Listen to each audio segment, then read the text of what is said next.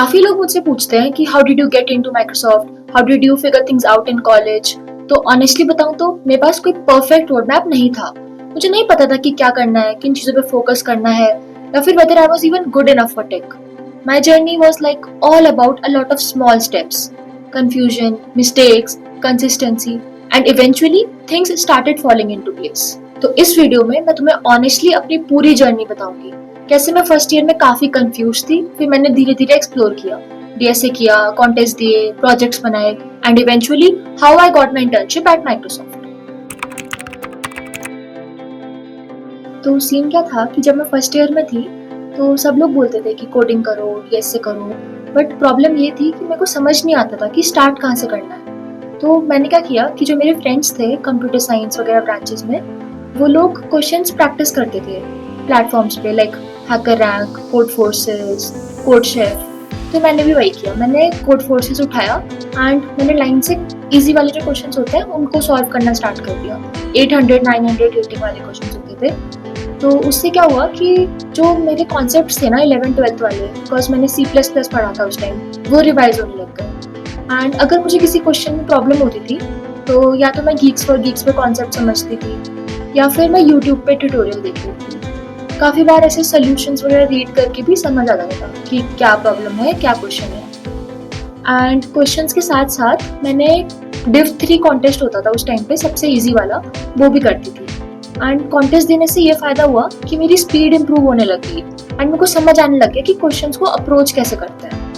And also contest देने से एक और चीज़ मैंने ये सीखी कि एज केसेस पे कैसे सोचना चाहिए, क्योंकि कॉन्टेस्ट में क्या होता है ना कि एक छोटी सी गलती तुम करते हो एंड पूरा सोल्यूशन फेल हो जाता है एंड उसमें काफ़ी टाइम वेस्ट होता है। तो ऐसे ही फिर धीरे धीरे जब मैं Div 3 कॉन्टेस्ट में कंफर्टेबल हो गई, उसके बाद फिर मैं Div 2 के कॉन्टेस्ट दे दी। एंड कॉन्टेस्ट्स के अलावा उस टाइम पे एक A2OJ लैडर करके होता था। उसमें क्या होता था कि A लैडर होता था, B लैडर होता था, दोनों में 100 क्वेश्चन होते थे, तो मैं वो सॉल्व करती थी। उससे क्या हुआ कि मेरा पैटर्न रिकॉग्निशन काफ़ी अच्छा बिल्ड हो गया था। ऐसा होता था कि क्वेश्चन को देख के समझ आ जाता था कि हाँ इस टाइप का क्वेश्चन पहले किया है। एंड ये तो हो गई चलो कोडिंग की बात, बट उसके अलावा मुझे एक्चुअली नहीं पता था कि मुझे क्या पसंद है। तो उसके लिए मैं हर डोमेन एक्सप्लोर कर रही थी। लाइक फॉर एग्जाम्पल उस टाइम पे मैंने एंड्रू एनजी का ML का कोर्स किया था एंड उसके अलावा एंजेला यू का वेब डेवलपमेंट का कोर्स भी किया था। ऐसे ही करते करते जब वो वाला टाइम आया कि फर्स्ट ईयर के एंड में जो समर ब्रेक होता है, उसमें मैंने क्वेश्चंस की प्रैक्टिस के साथ साथ ऊप्स पढ़ना स्टार्ट किया था एंड उसके लिए मैं गीक्स फॉर गीक्स रेफर करती थी। एंड यहाँ पे एक बढ़िया चीज़ ये हुई कि जब मैं 11th 12th में थी तब मैंने ऊप्स ऑलरेडी पढ़ा हुआ था, तो उस चीज़ का मुझे काफ़ी एडवांटेज मिला। लाइक कॉन्सेप्ट्स मेरे लिए ऑलरेडी फेमिलियर थे एंड मैं चीज़ों को काफ़ी जल्दी पिक कर पा रही थी। फिर जब सेकेंड ईयर आया तब मुझे थोड़ा रियलिटी हिट करने लग गया कि ओके अब सीरियस होना पड़ेगा। And that was the time जब मैंने अपना फोकस डीएसए पे शिफ्ट किया था। तो डीएसए के लिए मैं प्रॉपर लीड कोड ही ग्राइंड करती थी एंड अगर मुझे कोई कॉन्सेप्ट समझना होता था तो मैं उसके लिए या तो गीक्स फॉर गीक्स पे रेफर करती थी या फिर यूट्यूब चैनल्स वगैरह पे देख लेती थी। एंड ऑल्सो अगर क्वेश्चन करते टाइम मैं कहीं फंस जाती थी तो जो डिस्कशंस में सोल्यूशंस होते हैं उनसे भी हेल्प ले लेती थी।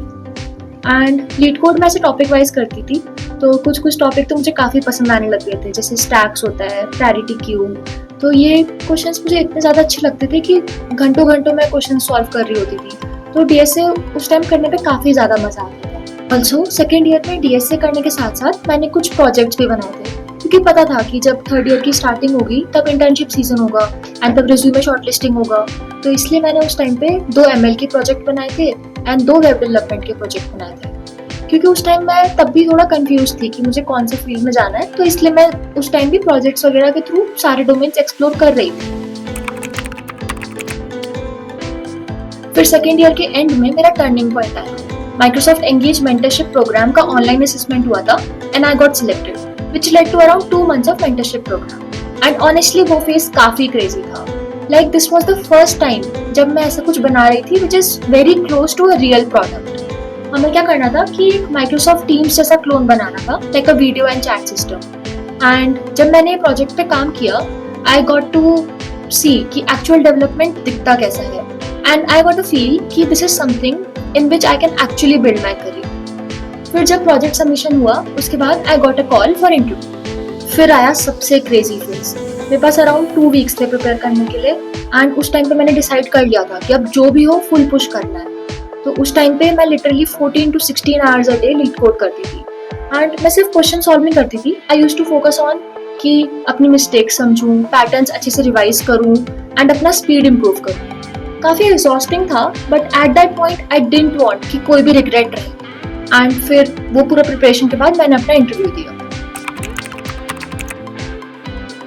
और फिर फाइनली रिजल्ट आया and I got selected for an internship at Microsoft. And आज जब मैं पीछे मुड़ के देखती हूँ, it does not feel like कि कोई एक सिंगल चीज़ थी जो क्लिक कर गई। मेरा फर्स्ट ईयर का एक्सप्लोरेशन, सेकेंड ईयर का कंसिस्टेंसी, वो 2 हफ्ते का ग्राइंड, मेरे सारे कलेक्टिव एफर्ट्स का रिजल्ट था।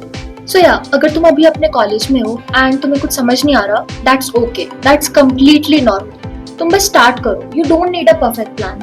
तुम बस एक्सप्लोर करो एंड जस्ट स्टे कंसिस्टेंट। और हाँ, मेरा इंटर्नशिप का एक्सपीरियंस कैसा था, मैंने क्या काम किया, मैंने क्या मिस्टेक्स किए एंड मैंने अपने इंटर्नशिप को प्लेसमेंट ऑफर में कैसे कन्वर्ट किया, वो सारे डिटेल्स मैं नेक्स्ट वीडियो में अच्छे से कवर करूँगी। Till then stay tuned and keep learning, keep growing, all the best.